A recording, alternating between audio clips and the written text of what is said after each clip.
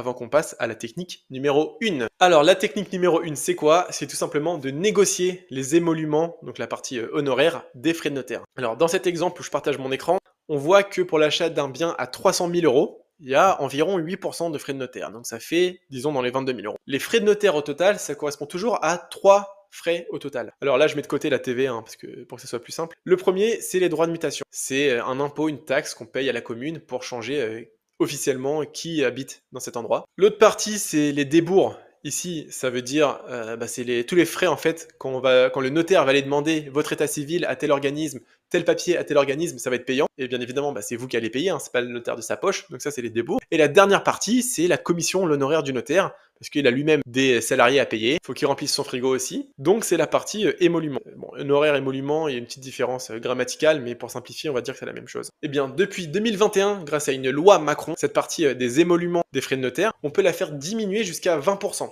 sur la tranche qui est supérieure à 100 000 euros. Par exemple, je vous ai mis un autre site qui explique très bien un exemple. Pour un appartement que vous achetez 200 000 euros, donc la tranche au-delà des 100 000, c'est la tranche des 100 000 aux 200 000 euros. Donc là-dessus, vous allez payer normalement 8% des frais de notaire et dans ces 8%, c'est 0,8%, c'est la partie ici, les émoluments. Parce que dans tous les frais de notaire, là, les 22 000 euros, c'est en général 90% de taxes, donc droit de mutation plus débours, et 10% de frais d'honoraires pour qu'il puisse payer ses équipes et se payer lui-même. Donc sur la tranche des 100 000 à 200 000 euros, on prend donc 10% des 8%, ça fait 0,8%. Ça correspond à, on va arrondir, 800 euros. Et bien sur ces 800 euros, vous pouvez demander jusqu'à 20% de diminution. Donc ça fait 160 euros. C'est pareil, c'est une technique qui est totalement légale, les notaires sont au courant de cette technique. Sur le papier, ça fonctionne bien.